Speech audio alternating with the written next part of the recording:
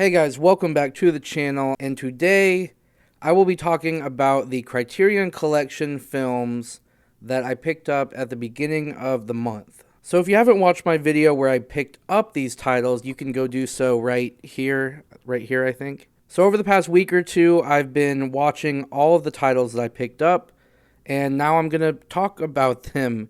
These are not going to be full in-depth reviews. These are just going to be my quick opinions on the movies that I picked up. There will also be no spoilers throughout this video. If you did watch the previous video, then you'll know that I'm new to the Criterion Collection. These are the first Criterion titles that I've picked up. Most of these movies were blind buys. I've never seen most of them before, except for a couple, and I'll point those out as I go through them. So not only is it my intro to Criterion, but it's my intro to these movies, most of them. Again, these are not full comprehensive reviews. These are just my quick opinions on these movies, what I thought about them, things I liked, things I didn't like. It's all just my opinion. But with that being said, let's go ahead and get started. So the first movie I'll be talking about is Videodrome, which was released in 1983 by director David Cronenberg. The synopsis for Videodrome says, a programmer at a TV station that specializes in adult entertainment searches for the producers of a dangerous and bizarre broadcast. So, I liked this movie. This is one of the movies, like most of them, that I had not seen before. I'm actually not very familiar with David Cronenberg as a director, but, you know, I hear good things about him. Obviously, he did The Fly and some other movies that are really well known that I can't think of the titles off the top of my head. But this one was very interesting. You know, what grabbed me about this one was the synopsis that I read on the back of the movie, and it turned out to be about as good as the synopsis made it out to be. It kind of takes place in this weird dystopian, I don't know if dystopian is the right word. It takes place in this weird world where it's kind of similar to our world, but everyone is fixated on watching these TV channels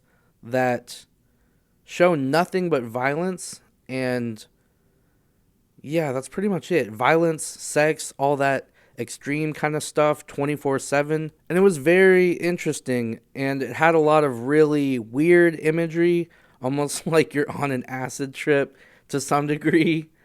Because that's kind of, well, I don't want to spoil anything. But basically, it involves some hallucinations of some really weird stuff. And the practical effects were incredible. Obviously, David Cronenberg, you know, like I said, he's known for The Fly. I found the storyline to be very interesting and very captivating. I was really wondering where it was going to go the whole time. And I guess you could say there's a little bit of a twist at the end, or towards the end. I don't know if it completely paid off, but it was still a great movie. I don't know what I was really hoping for the ending to be, but I really enjoyed this movie, so go check it out if you have not already. Next up, we have the film Paris, Texas, which was released in 1984, directed by Wim Wenders. So the synopsis for Paris, Texas says, Travis Henderson, an aimless drifter who has been missing for 4 years, wanders out of the desert and must reconnect with society, himself, his life, and his family.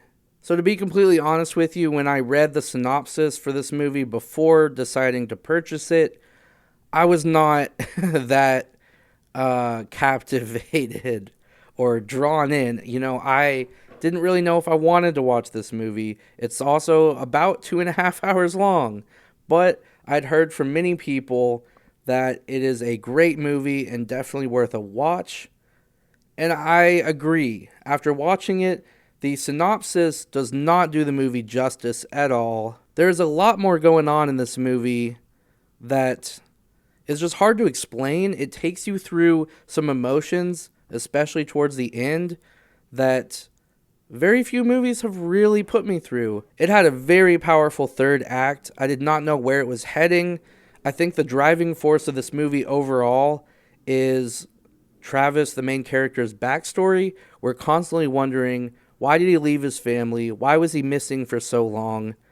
Where is his wife? Why did he leave his child behind? Over the course of the film, you get to learn who Travis is as a person, and towards the end, it is slowly revealed kind of why he did all the things that he did, why he left. And it gets kind of interesting, you know? And that's kind of what kept me watching. Otherwise, it would have been a very slow, boring movie. But because you're constantly kind of in the dark about a lot of things, and even the guy's brother, Travis's brother, is in the dark about all this. Like, no one knows where this guy disappeared to or why. And that's kind of like I said, why it's interesting and why I kept wanting to watch. I also want to mention that the soundtrack in this movie is really great. I really liked it. It almost has like a Western sort of vibe. I don't really know how to describe it because it's very simple music, but it matches the scenery, it matches the tone of the movie very well. I was very impressed by that. I was also very impressed by the color palette and how the colors are just very saturated, and I don't know, it's hard to describe, but it's a beautiful looking movie as well. It's definitely worth watching, and I can definitely see myself revisiting this movie in the future. So next up is a movie that I have already seen before, but it's been a while, and it is a very hard movie to watch at times. And that movie is Antichrist, which was released in the year 2009, directed by Lars von Trier. The synopsis for Antichrist says, "A grieving couple retreat to their cabin in the woods, hoping to repair their broken hearts and troubled marriage. But nature takes its course, and things go from bad to worse." Man, that is such an understatement. I mean, things go from bad to fucked up and deranged, and I don't even know how to describe this. There is some gruesome imagery in this movie that you definitely need to know that this has some hard to watch stuff before going into it, so you can make the decision of whether or not you want to watch it yourself. But although it does fall in the disturbing films category, I do think there is substance here. I do think it's worth watching. I'm glad I bought it. It's not a movie that I'll be revisiting often because of its dark subject matter, but it's a very interesting, almost character study, relationship study about this couple that is going through the loss of a child, and just things don't go so well. Their relationship starts to unravel, and some fucked up shit starts happening towards the end.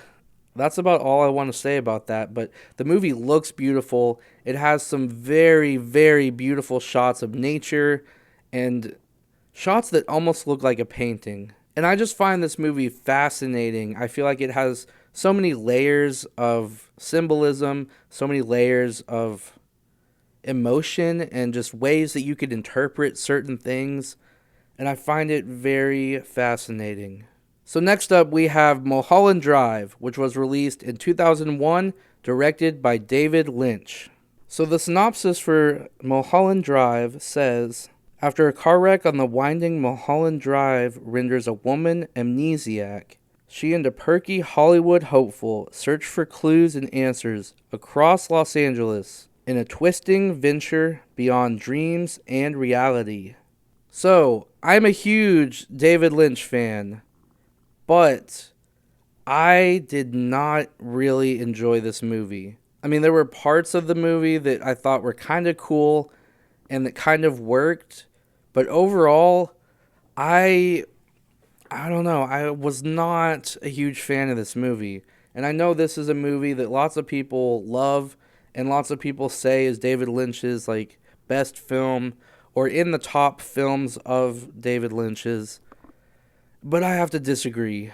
I feel like Lost Highway takes some of the concepts that he uses here, and Lost Highway came out before this movie. So basically, I feel like he took elements from Lost Highway and tried to do something new with them in this movie that just was not quite as successful overall as Lost Highway was for me. I think it's a movie that definitely has those extra layers that, you know, I guess you could say are worth searching for and connecting the dots and trying to find those meanings that are in there somewhere. But for me, the movie was just so all over the place, so long and so boring at times that I am not interested in tearing this movie apart and trying to figure out what David Lynch is trying to say here. When I watch a David Lynch film, I'm excited to kind of tear it apart and search for those hidden meanings and watch the movie multiple times. I think this is a movie that definitely requires multiple viewings, but I don't know if I'll be giving it a second viewing anytime soon. And that's just my personal opinion. I was even watching some reviews to find out why people love this movie so much. And some of the reviews were describing moments or scenes in the film that they thought were masterfully created and executed, that were scenes that I was not a fan of, and I did not understand their logic behind it at all. So yeah, it was just not for me. So what a better way to follow that than with a documentary about David Lynch in 2016's David Lynch, The Art Life, directed by John Wynne. So the synopsis for David Lynch, The Art Life says, artist and filmmaker David Lynch discusses his early life and the events that shaped his outlook on art and the creative process. So although I was just talking about how much I did not like Mulholland Drive, I still love David Lynch. Lost Highway is one of my favorite movies, probably of all time. I'm probably one of the only people to say that. I'm sure a lot of people hear me make that comment and think I'm crazy, but I love that movie. But this documentary is really well done. I saw it a couple years ago. It was on Netflix for a brief period of time, so I got to watch it, back then before I picked this up, obviously. And upon a repeat viewing, I still liked it, but I'd be lying if I didn't say it's a little bit boring. And I don't know if that is because I've already heard all these anecdotes that David Lynch presents in the documentary, or because I just wasn't in the mood for this documentary, but it was a little slow for me this time. I mean, it's only an hour and a half long, and I think what saves it is the visuals. And if you really love David Lynch, I feel like this is a must-watch. You get to see him talk about stories throughout his life, some bizarre events that have happened to him throughout his life, and you get to also see a lot of him kind of, making art and painting and sculpting, and it's pretty much him telling stories with the background image of him creating art. And I thought it was really well done. It looks great. It has a nice feel to it that kind of embraces what Lynch is all about. And it almost feels like a Lynch movie to some degree. And he's a very fascinating guy. I've always been very fascinated with him as a person. And so I'm glad that this exists. And last but not least, we have the 2019 film Portrait of a Lady on Fire, directed by Celine Sciamma. I'm not sure if I'm pronouncing that right because she is French. So the synopsis for Portrait of a Lady on Fire says, on an isolated island in Brittany, at the end of the 18th century, a female painter is obliged to paint a wedding portrait of a young woman. So this is a movie that I've been waiting and waiting to see. It never got a wide release, around me at least. And a lot of people have been saying over and over that this is their favorite movie of 2019. So I had to check it out, of course. But after doing so, I'd have to say it is a beautiful film. It is a wonderful film. It is a great film. But I don't know if I would go so far as to say it's the best film of 2019. And I do think it might be a little bit overhyped. And the main reason I say that is because there is a backstory, or not a backstory, but a side story involving the maid of the house and how the two main characters help her terminate a pregnancy, which I felt was kind of random. And there are moments regarding that side plot thrown in there throughout the movie that I feel like they could have done something completely different, and it would have made more sense for the subject matter of the film. And so that's the only thing I would really take off points for personally with this film. But overall, it is a great film. It's definitely a slow film, but slow in an artful way where they really linger on shots so that you can soak in everything that's going on, from dialogue to the scenery. I mean, the costume design and the set design of this movie are incredible. And if you're not into that kind of slow pacing, you're probably going to get bored. But I really enjoyed it. Again, my only nitpick is that small side story, which isn't even that bad of a side story. I just felt like they could have done something different and it would have had a bigger impact on the movie overall. But don't get me wrong, I love this film. I'm definitely going to be watching it again. But yeah, that's going to wrap up today's video.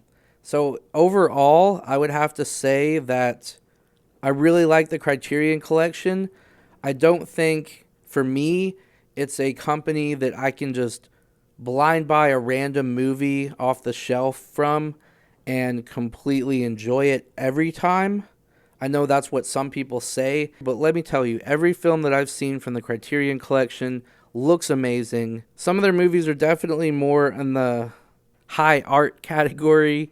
I don't think that's necessarily a bad thing, but I think for some people it might not be their cup of tea, and that's okay. I do think that although I enjoyed most of my movies that I purchased from their sale, I think I'm going to probably subscribe to the Criterion Collection streaming service to watch the movies ahead of time before I plan on buying them. And when I do buy them, because they're so expensive normally, I think I'll wait for the sales. There's nothing on there that I really feel like I have to have, but it's definitely a good place if you want to explore a kind of new world of cinema that you haven't experienced. I do feel like this is a great place to do that. I'm definitely expanding my horizons through the Criterion Collection. And yeah, I think they're pretty great. That's about all I've got. So thank you guys for watching this video. I figured, I talked about the movies that I picked up last time. Why not go through and kind of talk about what I thought of each film after having watched them. So I hope you guys enjoyed. Thank you for watching, and I'll see you guys in the next video. Peace out.